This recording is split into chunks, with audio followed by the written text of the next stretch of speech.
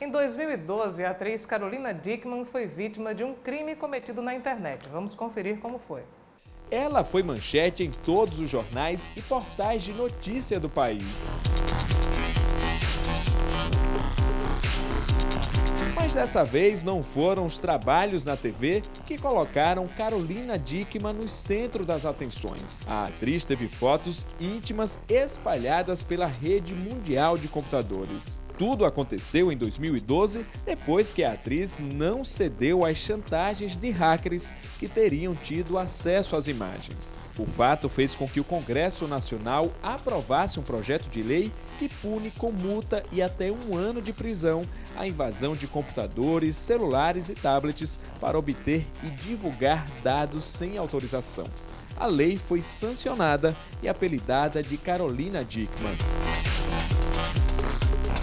Mas, no ano passado, um caso semelhante também ganhou repercussão em todo o país. Dessa vez, as vítimas foram o ator Estênio Garcia e a mulher dele, Marilene Saad. O casal teve imagens íntimas copiadas e divulgadas pela rede.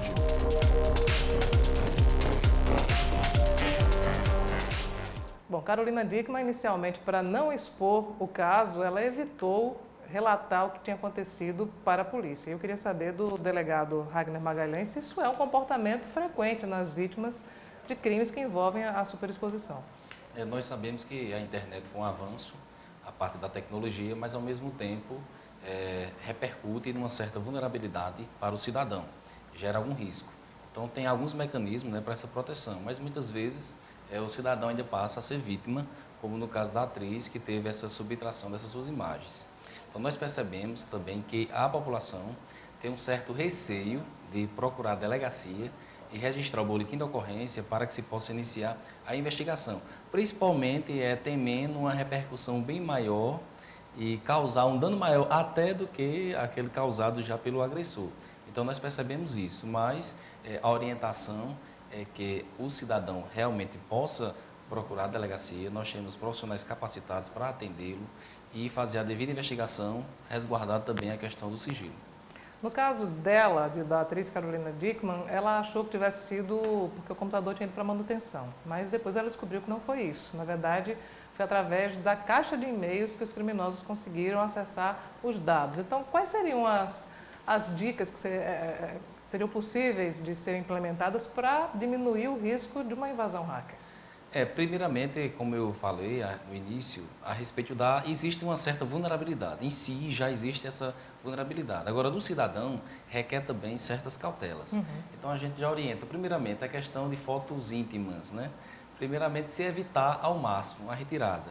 E uma vez retirando, onde se guardar? Então, no computador, que se tem livre acesso à internet, então, ponto-alvo de um possível hacker, fazer alguma atuação e ter essa subtração. Então, requer também até uma cautela do próprio cidadão nessa preservação. Nesse caso também da atriz, Renata, muita gente foi para as redes sociais, inclusive para culpá-la, para dizer que a culpa era dela, que ela fez as fotos e que, enfim, ela tinha que arcar com as consequências. Também é comum que as pessoas responsabilizem mais uma vez a vítima pelo dano sofrido? Porque é comum no sentido de você ter feito aquelas imagens, Então, se fez é porque tem algum propósito. E esse propósito, se foi, no caso, descoberto, se for pego essas fotos e entrou mesmo nas redes, há uma culpa, A sociedade, de fato, culpa, porque é uma exposição, É uma exposição. E essa exposição é uma exposição íntima, que na verdade as pessoas hoje, elas, pela facilidade do meio das redes sociais, acabam modificando o real para o virtual. E é muito mais fácil você ter uma intimidade virtual do que real. Então a sociedade em si culpa, mas de fato você pode fazer o que você quiser da sua vida. Se você quiser tirar umas fotos nuas ou seminuas, você pode fazer o que você quiser, independente de ser homem ou mulher. Porém, na nossa sociedade, como a gente sabe, que é uma sociedade ainda predominantemente machista, tanto os homens como as mulheres, eles fazem esses tipos de imagens, porém, as mulheres são sempre mais, acabam sendo mais sequeladas e vitimadas, São mais expostas, diante disso. E aí acabam sendo intituladas de formas pejorativas E isso, consequentemente, afeta, né, o emocional e o social dessa pessoa. Porque também na internet é tão mais fácil julgar os outros. Porque normalmente as pessoas que têm um convívio com outras e não dizem pessoalmente aquilo que têm coragem de fazer no ambiente virtual. Que mistério é esse? Talvez pela própria internet ser algo que você não tem o contato direto, né? O olho no olho, o toque, né? Eu acredito que um dos males das redes sociais, do avanço dessa tecnologia, da internet em si, é a perda mesmo do contato social. Nós estamos desaprendendo a lidar com os outros, né, com as pessoas. O olhar olho no olho, o toque, né, avaliar as expressões faciais e corporais.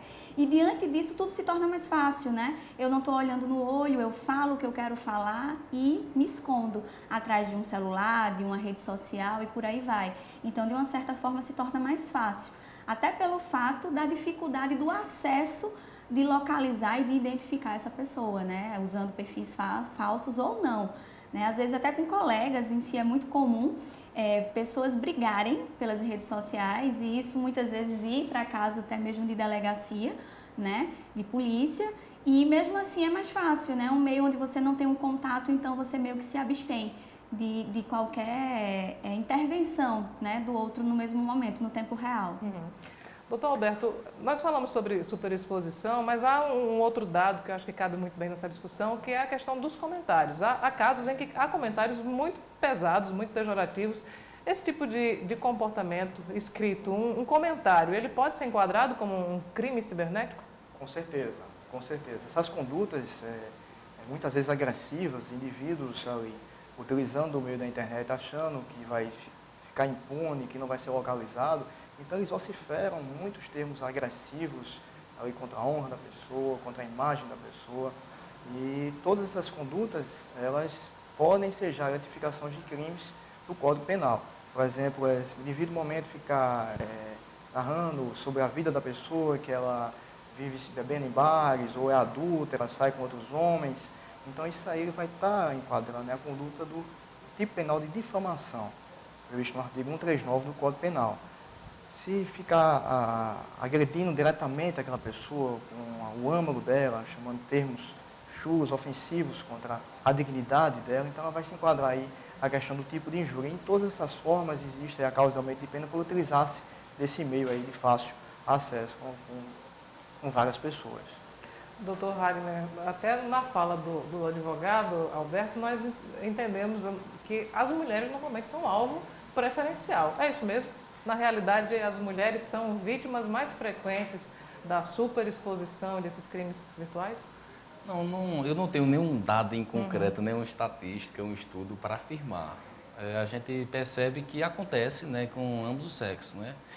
Naturalmente, quando envolve uma mulher e se envolve outra discussão, existe uma exposição maior, se repercute mais. Mas no fato é que isso acontece tanto para o homem quanto para a mulher. Renata, nesse componente da superexposição feminina, acho que há um item que é a questão, é frequente também, ao término do relacionamento, aí o parceiro que foi deixado ter uma conduta de expor, né, nudes, que são aquelas fotos, né, íntimas, ou vídeos, né? Por que isso acontece? Na verdade, quando isso acontece, o casal, quando ele se permite fazer esse tipo de vídeos e de imagens, né, eles têm um processo de confiança entre si, é um acordo de confiança que é feito, né, entre quatro paredes e se permite, né, e isso muitas vezes pesquisas apontam, né, teve uma pesquisa que foi feita nos Estados Unidos que aponta que o próprio nude faz com que haja uma excitação e esquente a relação do casal, né, então em prol disso muitas vezes o casal se permite esses tipos de situações, porém, né, tem um ditadozinho que diz assim, quer conhecer seu marido ou sua mulher, se separe dele, né? E quando se separa, muitas vezes eles usam, né, esses instrumentos, no caso, as fotos e os vídeos, para atingir o outro, né? E expondo essas fotos nas redes sociais, no WhatsApp, mostrando os vídeos, como uma forma de vingança, né? Então, assim, eu sempre falo, né, principalmente com os adolescentes e os jovens, e até mesmo os casais, para repensarem, né? Pensar duas vezes antes de fazer essa propositura de fazer essas fotos e essas imagens, porque o relacionamento pode terminar, né? E o que se fazer? Será que ambos têm uma ética e uma maturidade ao ponto de não prejudicar o outro? A diferença, aos olhos da lei, nessas duas situações, uma situação é aquela em que uma pessoa tem um relacionamento com outra e compartilha conteúdo íntimo, vídeos ou fotos. E aquele outro caso em que uma pessoa não compartilhou nada e tem o material no computador e é invadido por hackers e vai parar na internet, são casos, para a lei, são casos distintos? São sim, claro. O direito penal, ele tipifica condutas, ele tem que ser taxativo com aquela conduta que vai incidir como crime. No caso do indivíduo que tem as fotos, recebeu as fotos da companheira e separou-se, passou a propagar essas fotos, compartilhando em aplicativos, em mídias sociais, isso aí vai incidir em outras situações, em outros crimes. Aí podem entrar exatamente esses crimes contra a honra, né? Esses crimes aí de injúria e difamação, levando, aí temos a questão do artigo 5º, inciso 10 da nossa Constituição, que traz a inviolabilidade da intimidade, vida privada, honra e imagem da pessoa, né? Então, são outras situações. Já no caso do indivíduo que invade o dispositivo, vamos dizer, invadir um smartphone, um celular. A pessoa, quando invade aquele dispositivo, temos a lei, o artigo 154A, trazido pela lei 12.737, que é a apelidada de Lei Carolina Dickmann. Ela trouxe essa tipificação da invasão de dispositivos de informática, onde o indivíduo consiga burlar mecanismos de segurança e tenha aí um dolo específico, um fim especial de obter, adulterar ou destruir os dados e informações daquele dispositivo de informática. Então, no momento que ele faz essa invasão, ele incide no tipo penal do artigo 154A. Se ele, além de invadir, ele conseguir obter os dados, as informações, aí já entra a hipótese qualificada do parágrafo 3º, que dá uma pena mais severa de 6 meses a 2 anos. E se ele, além de invadir, obter, se ele divulgar esses dados, essas informações, vamos dizer, uma conversa íntima ou vídeos, imagens, se ele divulga isso, vai incidir na causa de aumento do parágrafo 4º, que é de 1/3 a 2/3. Então, há várias situações que possam vir advir essas condutas praticadas por esses infratores. Doutor Ragner. É interessante que, complementando, né, corroboro com a posição do advogado, mas é interessante que existe o princípio da individualização da pena. Então, pelo contexto apresentado, a gente percebe que são tipos penais diferenciados, mas que a pena é individualizada para cada pessoa. Existem várias situações, né? A gente, tanto que na pergunta se questiona a questão da pena, a gravidade da repercussão para cada um. E nosso sistema é trifásico, são 3 fases. Quando menciona lá no preceito secundário, que a pena é abstrato, mas nós temos a primeira fase, nós temos a segunda e a terceira. Então, existe o princípio da individualização da pena. Interessante que em questões de internet, de acesso principalmente a senhas, por experiência própria, eu já trabalhei na delegacia de defraudações, passei quase que 1 ano. Então, várias situações que muitas vezes se parava uma dúvida se seria um estelionato ou um furto mediante fraude. Imagina um empresário que tem seu computador, seu acesso, e através de um vírus ele clica, aquele indivíduo consegue subtrair essa senha e com essa senha ele realiza diversas compras. Então, nesse caso, muitas vezes a gente se enquadraria no furto mediante fraude e teve a subtração do valor da conta dessa empresária. Então, situações práticas que eu já vivenciei, principalmente nessas questões de internet. Ok. Se me permite complementar, é interessante isso que o próprio artigo 154, ele traz essa questão da invasão para instalar vulnerabilidades naquele dispositivo de informática. Então, como o doutor falou, buscando aí a questão de dados, de informações, vamos dizer que esse hacker, que na linguagem informática, o hacker que utiliza esse meio de ilícito é chamado de cracker, vamos dizer que esse indivíduo ele invada o dispositivo e coloque um cavalo de Troia. E aí, quando o dono desse aparelho for acessar operações financeiras, operações bancárias pela internet, possa ser que esse hacker consiga esses dados. E aí entra na questão exatamente de uma possível prática de estelionato, que são crimes mais graves.